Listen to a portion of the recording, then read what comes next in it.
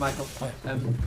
The game seemed to turn on a possible penalty for Ahmad and then Bournemouth getting a penalty. What was your view of that? What was your assessment? Should it have been a penalty? My first one is he's definitely got one of them wrong, because he's give one penalty for us for the same thing that he's not give one. There's a 2-on grab. So Mateus one he gives, the second one on Ahmad he doesn't, which is, I think it's almost identical really. If you two hands on someone in the box and they go over and they're in control of the ball, for me it's 2 penalties, but it'd be interesting to see which one they acknowledge is wrong, whether the one that we got or the one that we didn't get.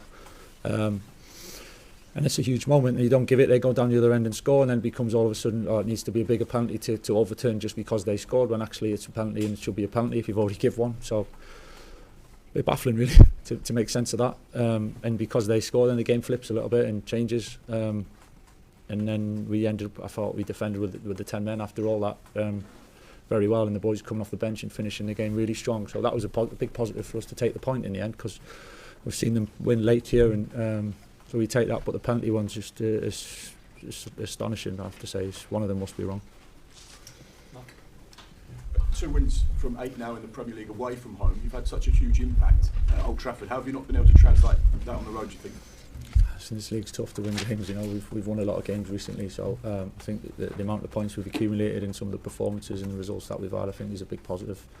Home and away, it's a tough league, you know, and it happens. You see how games can unfold quite quickly, but I thought we managed it in the end pretty well. Hi Michael, have you asked the referee for an explanation? I haven't spoke to him, no. Have you seen what the Premier League match centres have said? Does that No. muddy them? I've not seen anything, so I don't know. Is it something further along down the line that you'd want a bit more clarity on? It's kind of, once it's done, you know. I think you can have all the conversations in the world about could it have been this, could it have been that. I just think, you know, surely that's for VAR. If they've already just given one and agreed that was a penalty, surely the next one should be a straightforward one. As I say, one of them's got to be right, or they're wrong, or whatever. Do you know what I mean? But it's after it's no point. You know, whatever comes, whether they apologise or don't, it's done now. So, but listen, we've finished in the positive of taking a point.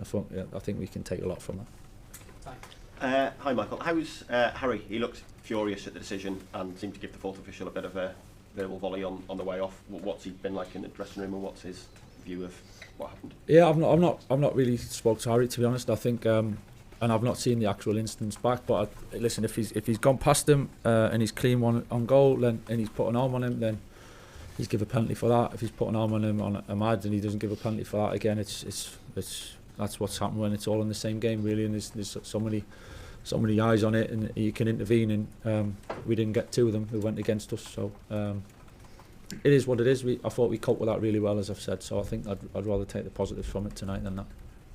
Okay. Nice last one. Obviously, big news today about Kobbie Mainoo and a new contract potentially for Harry Maguire. How significant could that be for the club? And obviously, Kobbie being 20, Harry being really experienced. How pleasing would that be for you? Yeah, obviously, listen, his contract negotiations with all players it's ongoing. So you obviously hope whatever that is that it gets done in the right way. So we'll see. But they've both been they've both done great, and being back in England squad is what they deserve. And it's close. Well, the contract's quite close to being completed. I'm not getting involved on how close is what and how far away it is, but I think they've both done great, and I'm glad to see them back in the England squad. One last thing, Mr. Carrick.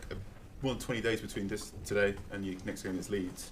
What do you intend to do with the group that doesn't necessarily go off to international games and still being around Carrington?